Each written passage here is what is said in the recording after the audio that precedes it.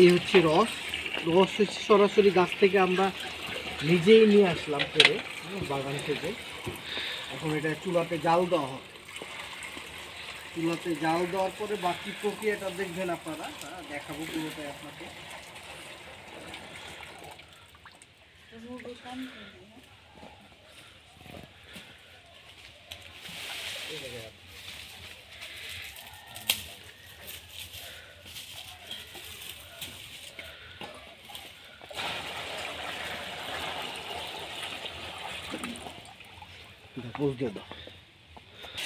এই চুলাতে আগুন দেওয়া হয়েছে, দাও দাও করে আগুন জ্বলতেছে।